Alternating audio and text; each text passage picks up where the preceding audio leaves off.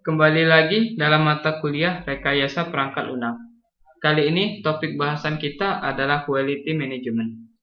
David mengatakan bahwa kualitas adalah konsep yang rumit dan beragam, yang dapat digambarkan dari 5 sudut pandang yang berbeda, yaitu pertama, transcendental view, beranggapan bahwa kualitas adalah sesuatu yang dapat Anda segera kenali, tetapi tidak dapat didefinisikan secara gampang.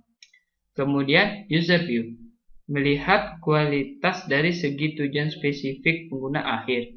Jika produk memenuhi tujuan tersebut, hal itu menunjukkan indikator berkualitas. Kemudian, the manufacturer's view, mendefinisikan kualitas dalam hal spesifikasi keaslian dari produk tersebut. Jika produk sesuai dengan spesifikasi, hal itu menunjukkan indikator produk tersebut berkualitas. Kemudian, the product view, menunjukkan bahwa kualitas dapat dikaitkan dengan karakteristik yang melekat, misalnya saja seperti fungsi dan feature dari suatu produk. Yang terakhir adalah the value-based view, mengukur kualitas berdasarkan berapa banyak pelanggan yang bersedia untuk membayar produk tersebut. Robert Glass berpendapat bahwa hubungan intuitif dalam rangka kepuasan user akan diperoleh dari produk yang berkualitas serta penjadwalan yang tepat dan anggaran yang jelas akan menghasilkan produk yang akan membuat user menjadi nyaman. Pada intinya, Glass berpendapat bahwa kualitas adalah yang penting. Suatu produk berkualitas jika dapat mempengaruhi dunia menjadi lebih baik dan memberikan manfaat besar kepada penggunanya. Bahkan, para pengembang perangkat lunak akan setuju bahwa perangkat lunak yang berkualitas tinggi merupakan tujuan penting. Tapi, bagaimana kita mendefinisikan perangkat lunak yang berkualitas? Dalam pengertian yang paling umum, perangkat lunak yang berkualitas dapat didefinisikan sebagai sebuah proses perangkat lunak yang efektif harus diaplikasikan dengan cara menciptakan produk yang berguna, yang memberikan nilai terukur bagi mereka yang memproduksinya dan mereka yang menggunakannya. Definisi tersebut tentu saja dapat berubah atau diperpanjang, bahkan diperdebatkan tanpa henti oleh para developer software engineering. Terdapat 4 faktor dari kualitas software perangkat lunak, yaitu 1. Garfin's Quality Dimension, 2. McCall's Quality Factors, 3. ISO 9000-1026 Quality Factors, 4. Target Quality Factor. Pertama, Garfin's Quality Dimension. Menurut Profesor David Garfin, menyatakan bahwa ada 8 dimensi yang dimiliki kualitas, yaitu 1. Performance quality, merupakan karakteristik dasar dari sebuah produk. 2. Feature quality, merupakan mutu atau kualitas yang diterima dan dirasakan oleh konsumen. 3. Conformance, merupakan kesesuaian kinerja dan mutu produk dengan standar, minimalisasi kecacatan produk. 4. Durability, merupakan lamanya sebuah produk bertahan sebelum produk tersebut harus diganti. Semakin besar frekuensi pemakaian konsumen terhadap produk, maka semakin besar pula daya tahan produk. 5. Serviceability, merupakan kemudahan servis atau perbaikan produk ketika dibutuhkan. 6. Aesthetic, merupakan penampilan produk yang bisa dilihat dari tampak, rasa, bau, dan bentuk dari produk tersebut. 7. Reliability, merupakan probabilitas bahwa produk akan bekerja dengan memuaskan atau tidak dalam periode waktu tertentu. Semakin kecil kemungkinan yang terjadi, maka produk tersebut dapat diandalkan. Faktor yang mempengaruhi kualitas software berikutnya adalah McCall's Quality Factors. McCall, Ricard, and Walter mengusulkan faktor-faktor yang mempengaruhi kualitas perangkat lunak. Faktor-faktor ini ditunjukkan pada fokus tiga aspek penting dari produk software. Karakteristik operasional, kemampuannya untuk mengalami perubahan, dan adaptasi dengan lingkungan baru. Mengacu pada faktor dicatat tersebut, McColl dan rekan-rekannya memberikan deskripsi berikut. Yang pertama, kebenaran. Sejauh mana program memenuhi spesifikasinya dan memenuhi tujuan misi pelanggan. Kemudian, keandalan. Sejauh mana program dapat diharapkan untuk melakukan fungsi yang dimaksudkan dengan presisi yang diperlukan. Kemudian, efisiensi. Jumlah sumber daya komputasi dan kode-kode yang diperlukan oleh program untuk melakukan fungsinya. Kemudian, integritas, yaitu sejauh mana akses ke software atau data oleh orang yang tidak berwenang dapat dikendalikan. Upaya yang diperlukan untuk belajar, mengoperasikan, menyiapkan, dan menginterpretasikan output dari sebuah program. Kemudian, portabilitas.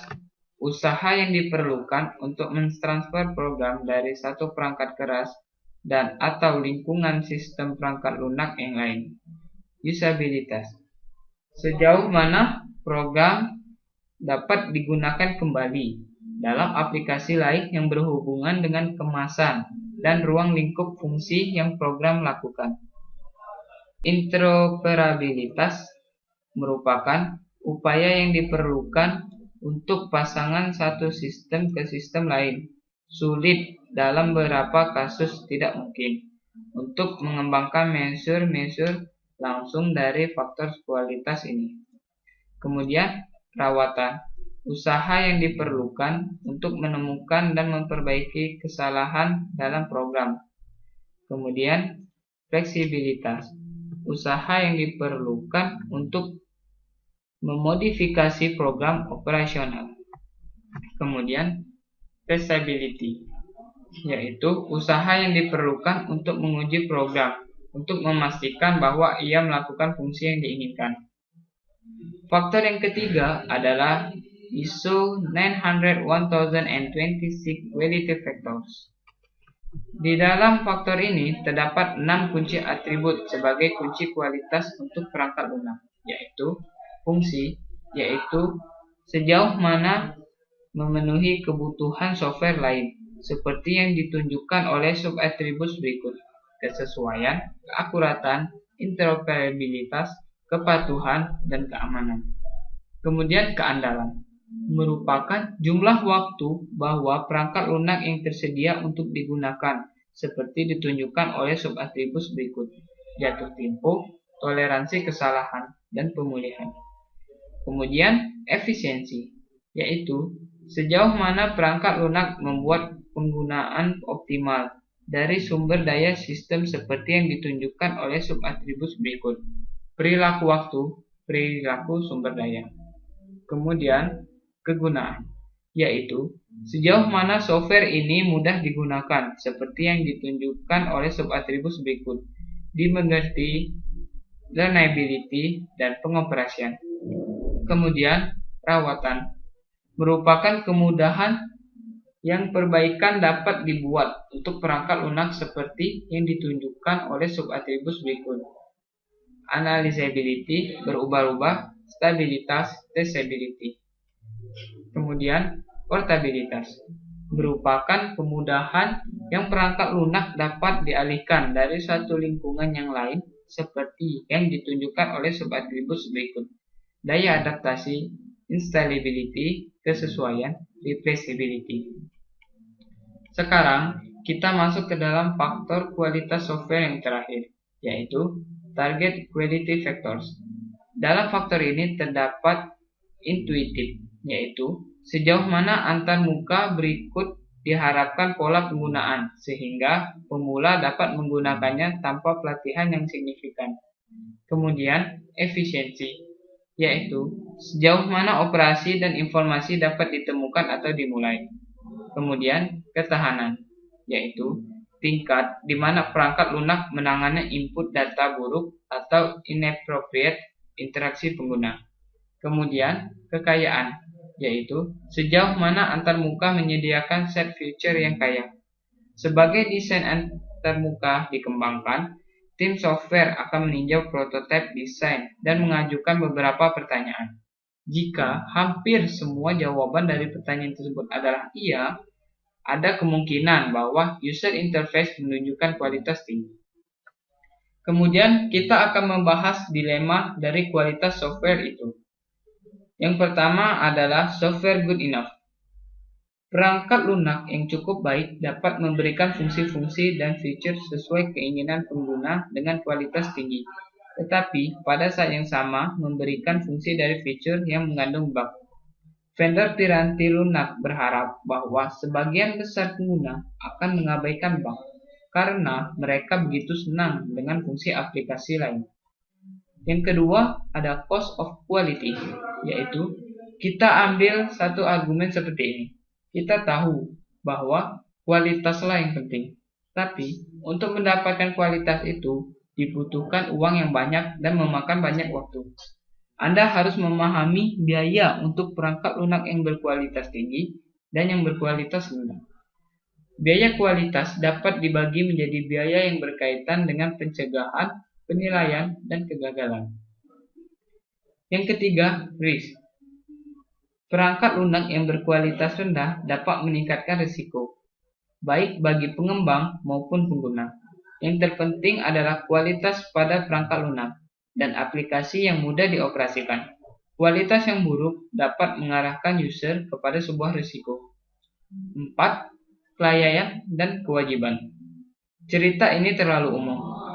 Sebuah badan pemerintah atau perusahaan mempekerjakan pengembang piranti lunak besar atau perusahaan konsultan untuk menganalisis persyaratan dan kemudian merancang dan membangun sebuah sistem berbasis software untuk mendukung beberapa kegiatan utama. Pekerjaan dimulai dengan niat baik dari kedua belah pihak. Tetapi pada saat sistem ini disampaikan, hal-hal yang buruk sudah ada pada sistem. Gagal untuk memberikan fitur dan fungsi yang diinginkan, rawan kesalahan, dan tidak bertemu dengan persetujuan pelanggan. Dalam kebanyakan kasus, pelanggan mengklaim bahwa pengembang telah lalai dan karena itu tidak berhak untuk pembayaran. Pengembang sering mengklaim bahwa pelanggan telah berulang kali berubah persyaratan dan telah digerogoti kemitraan pembangunan dengan cara lain. Dalam setiap kasus, kualitas sistem dipertanyakan. 5. Kualitas dan keamanan.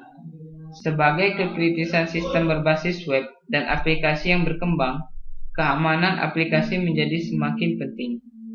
Perangkat lunak yang tidak menunjukkan kualitas tinggi lebih mudah untuk dihack, dan sebagai akibatnya, perangkat lunak yang berkualitas rendah secara tidak langsung meningkatkan risiko keamanan dengan semua biaya petugas dan masalah. 6. Dampak tindakan manajemen. Kualitas perangkat lunak sering dipengaruhi oleh keputusan manajemen karena dengan keputusan teknologi. Bahkan, praktek rekayasa perangkat lunak yang terbaik dapat dihancurkan oleh keputusan bisnis yang buruk dan tindakan manajemen proyek yang dipertanyakan. Seperti setiap tugas proyek dimulai, pemimpin proyek akan membuat keputusan yang dapat memiliki dampak yang signifikan terhadap kualitas produk. Dilema kualitas perangkat lunak terbaik dapat diringkas dengan menyatakan meskipun hukum tidak pernah waktu untuk melakukannya dengan benar, tapi selalu ada waktu untuk melakukannya lagi. Saran saya, luangkanlah waktu untuk melakukannya dengan benar. Hampir tidak pernah keputusan yang salah. Demikianlah mata kuliah rekayasa perangkat lunak kita hari ini, di mana kalian telah mempelajari manajemen kualitas dari suatu software. Apabila ada yang ingin ditanyakan, silakan bertanya pada modul forum diskusi yang disediakan. Terima kasih.